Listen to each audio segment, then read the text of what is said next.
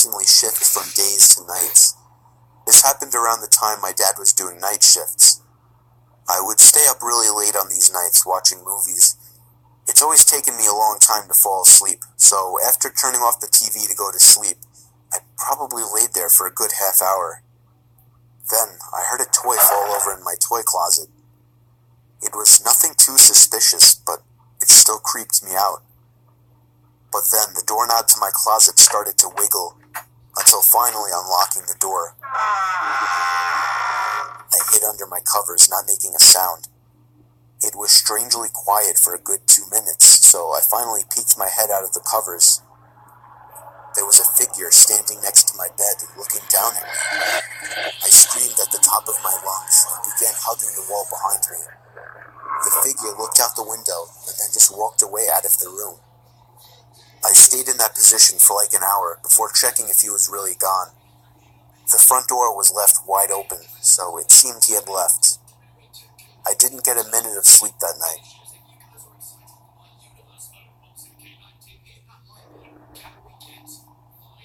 This story is from the point of view of a 16-year-old girl. I used to have a boy living next door to me that was obsessed with me. His name was Joey. Every time I would go outside, Joey would come outside as well, as if he were watching me through his windows, waiting for me. He was 17 and very weird, and he didn't seem to have any friends, as he was always home. I tried to give every sign possible that I didn't like this guy, but he wouldn't get the message. So I had to finally just tell him one day that I don't like him and to leave me alone. The look on his face that day is something that won't leave me. It was the kind of angry look a toddler gives their parents when they can't have a toy. Coming from a 17-year-old, that's much more disturbing. One night, my parents left me to watch the house. I was working on a school project when I felt my bed shift a little bit. I looked under my bed. I screamed as I saw Joey laying under my bed. I ran away while he tried to crawl out from under my bed. I ran to his house and rang the bell at least 10 times, telling his parents about it when they opened the door. Joey never came out of my house, so I called the police. His parents begged me not to, but I ignored them. The police found him still in my room and arrested him. Apparently, he admitted this wasn't the first time he had hid under my bed. They also found pictures of me scattered across his room. The most disturbing one was of me sleeping, and it was taken from inside my room.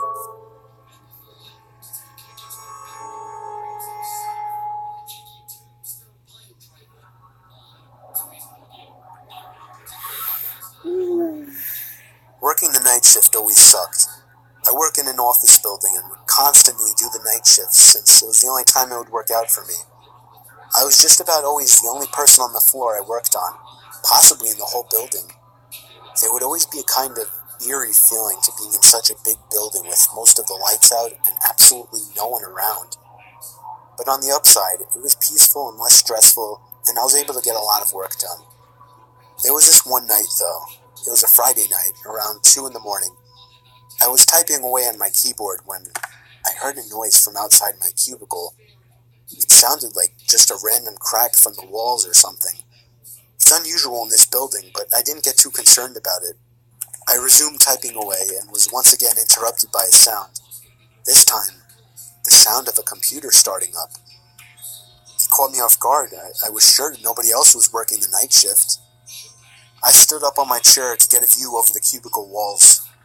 The glare of a computer screen in the dark was visible in a cubicle on the opposite side of the room. Then I did something stupid, something I regret. I asked if there was anybody there in a yell, hoping to get an answer from a fellow employee. But instead, I saw the glaring light of the computer monitor across the room turn off, and there was once again nothing but darkness on that side of the room. I started getting nervous. I turned off the lamp and computer screen so that I wouldn't give away my position to whoever that was. I crouched down and tiptoed out across to a nearby cubicle. There was just utter silence. I sat waiting for something to happen for God knows how long, but I eventually decided the coast was clear. I tiptoed down past all the cubicles until I reached the opening near the exit door to the stairs and elevators, and that's when I realized that my fearful suspicion was true. There was a man crouched down behind the plants in the corner of the room, dressed in all black. felt my heart sink as I noticed him, but it didn't seem like he knew that I noticed him. I turned back to the stairway door.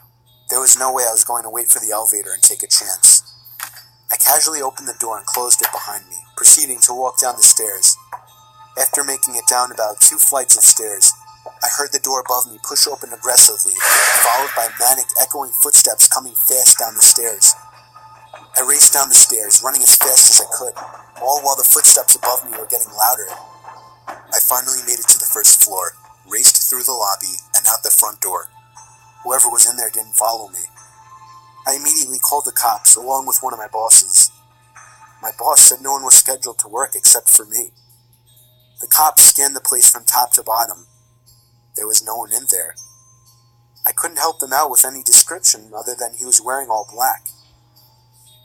I did continue to do the night shift for about a week after that, with my boss allowing me to lock all possible entrances to the floor, including the elevators. But I still wasn't comfortable with it, so ever since, I've been doing the day shifts.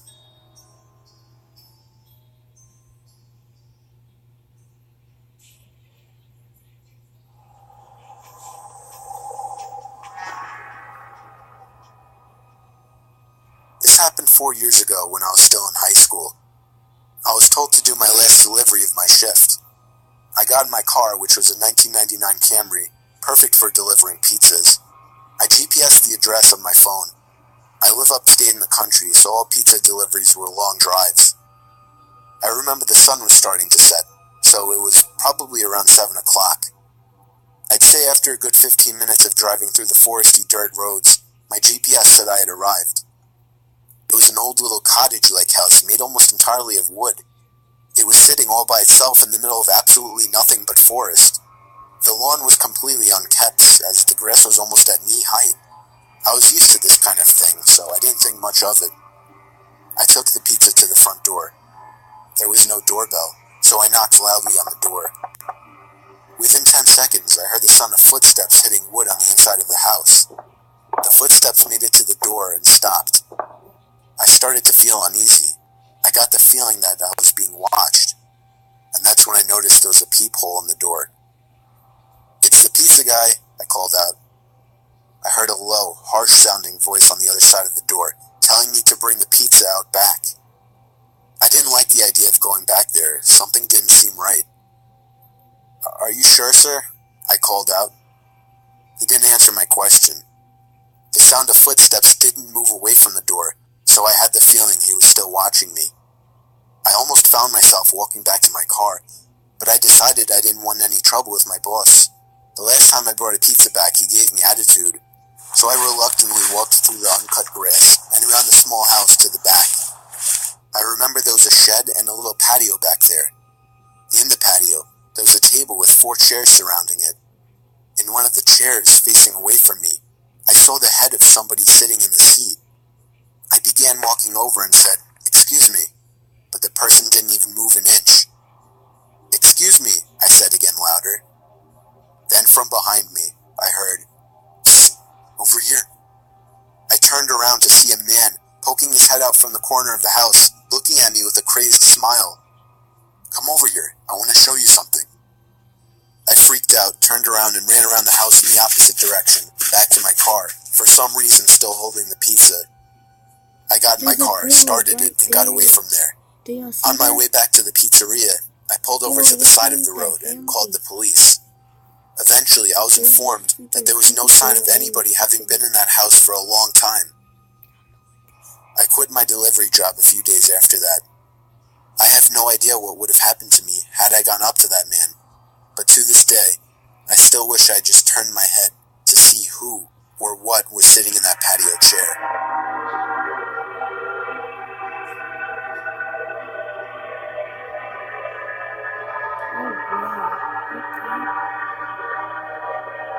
Pretty strange stuff.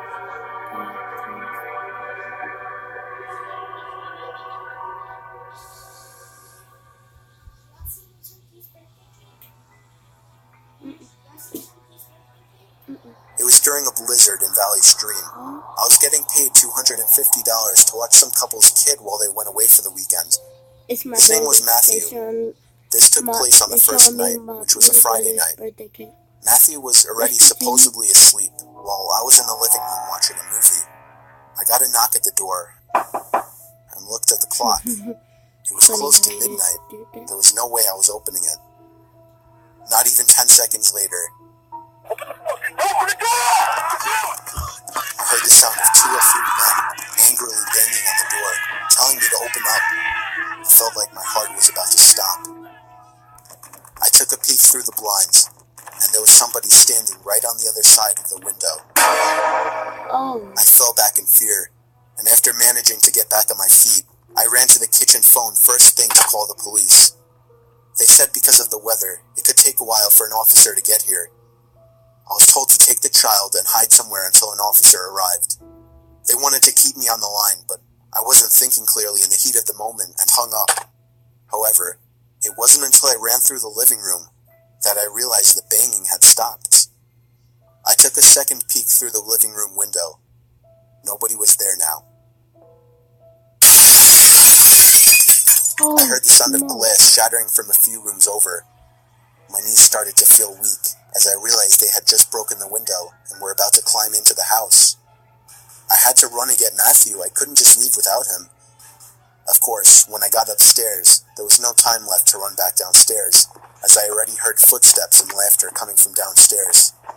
I covered Matthew's mouth with my hand as I ran with him into his toy closet. A few minutes dragged on to what felt like half an hour as we sat there in the dark closet.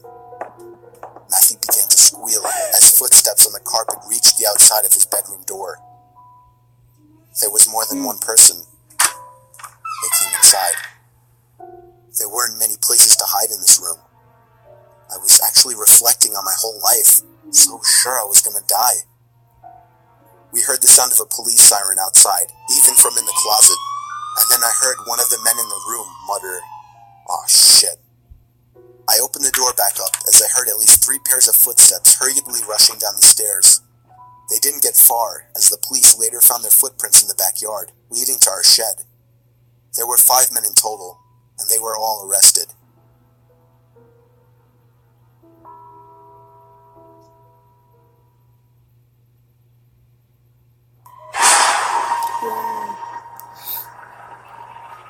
This happened when I was 15 years old.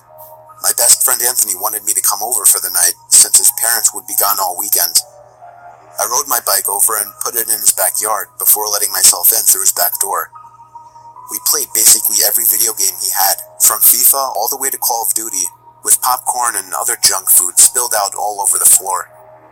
As the night progressed, we moved from video games to watching half a movie and getting bored, to doing prank calls at close to 10 o'clock. Anthony made a few calls to different pizza places.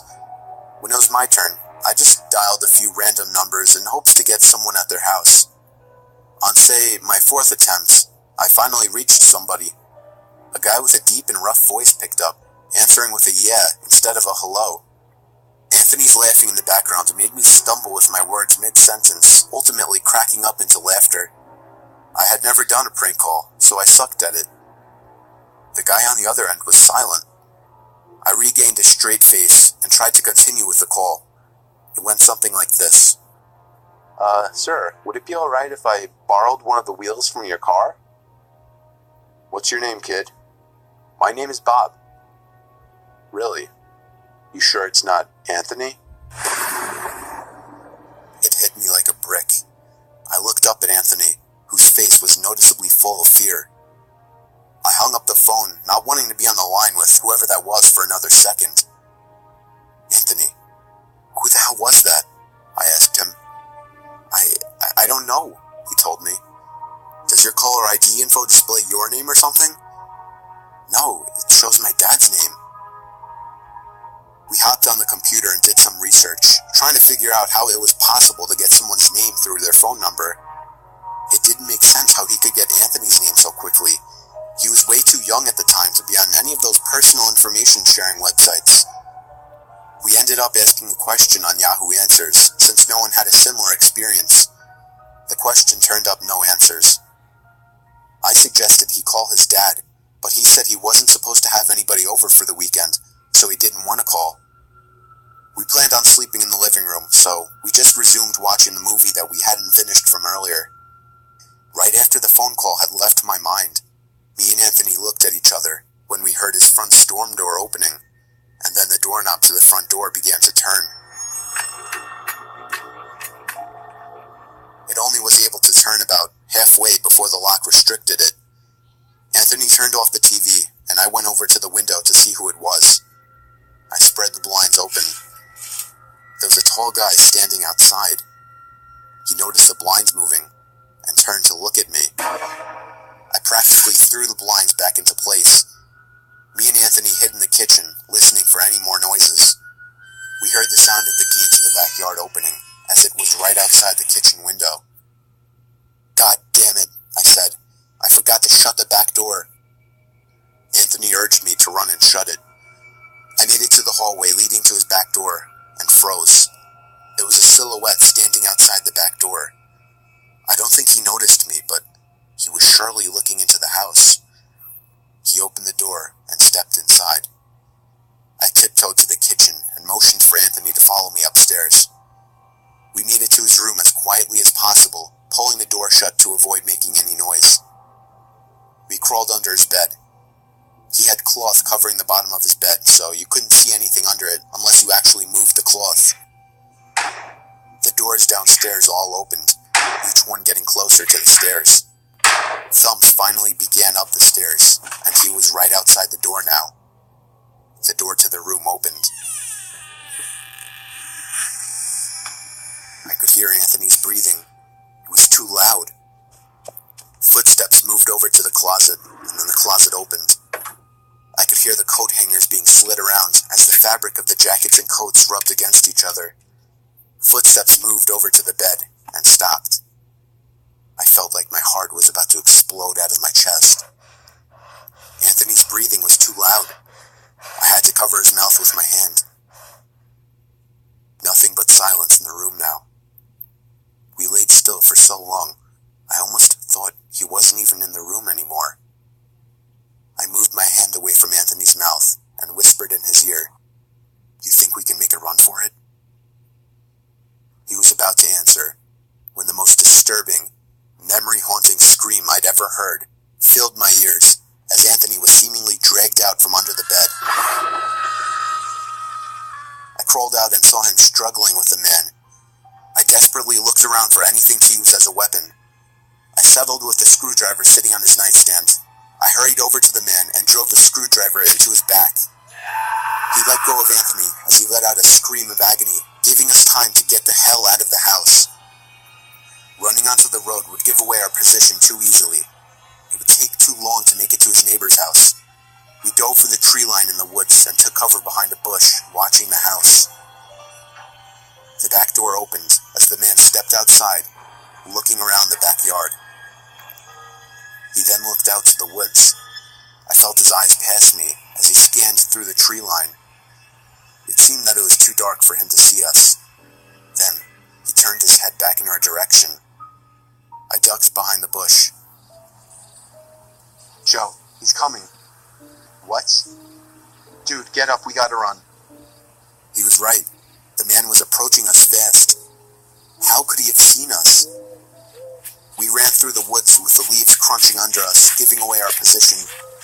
When Anthony tripped over something, I crouched down with him, hoping we had run far enough. Not even 20 seconds later, oncoming footsteps from the direction we were running from came fast. They slowed down only 2 trees away from us as we lay face down in the leaves. Moments later, the footsteps take off in another direction. We waited until we could no longer hear them and took off back in the direction of the house. While running, over the sound of leaves crushing and my heavy breathing, I could swear I heard leaves crushing from behind us. We made it back to his backyard, into his house, and this time remembering to shut the back door. We were now able to call the police.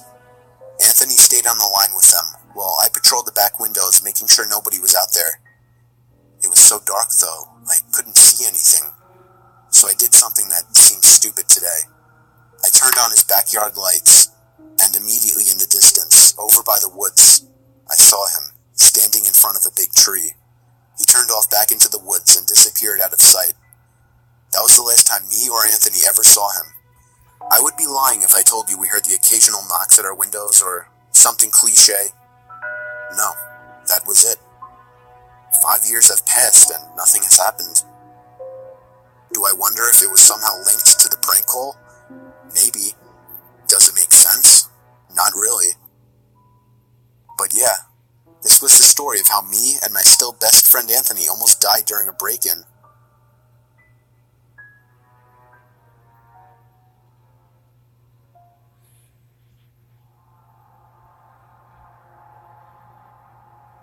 This one's called the honeymoon. Me and my wife were on our honeymoon in Hawaii.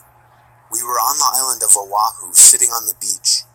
My wife got up to go to the bathroom, and when she got back, she told me that there was a creepy man watching her walk into the bathroom, and when she tried to walk out, he blocked her path. She only got away because there were 2 other people walking into the bathroom, so he got out of the way. I asked her what the man looked like, and she looked over, but unfortunately, she said he was gone. Our hotel was walking distance from the beach, so we got back quickly, but we made sure to report the man to a police officer we saw walking on the beach, and then we washed up before going out to eat. We ate at a fancy seafood place and did some walking around afterwards. Close to midnight, we finally went back to the room and began to wind down. Then we got a knock at the door. I looked through the peephole of the door and saw a man in a maid uniform standing outside. I opened the door and he immediately tried to let himself in. I pushed him back a bit, asking him what he wanted. He told me he left something in the room while cleaning earlier and needed to get it out. The only thing, we left the do not disturb sign on the door all day. Then I noticed he was making eye contact with my wife. My wife then screamed, "That's the man!"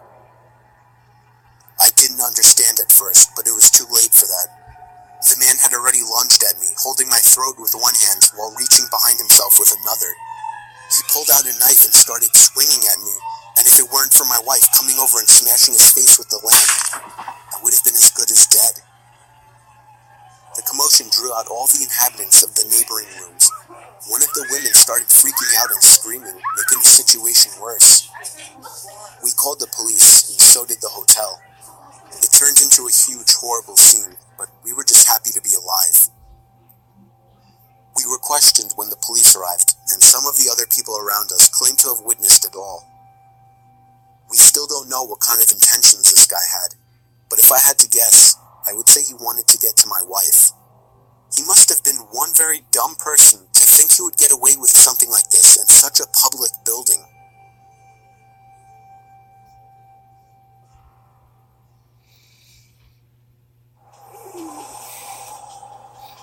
Night delivery. I'll never forget this night. The pizza place I worked at was about to close, and I was getting ready to go home when the phone rang. I was working the counter alone that night, so I was taking calls. I picked up the phone. Alright guys, I hope you liked that video. We're going to put more videos up in our do recorder.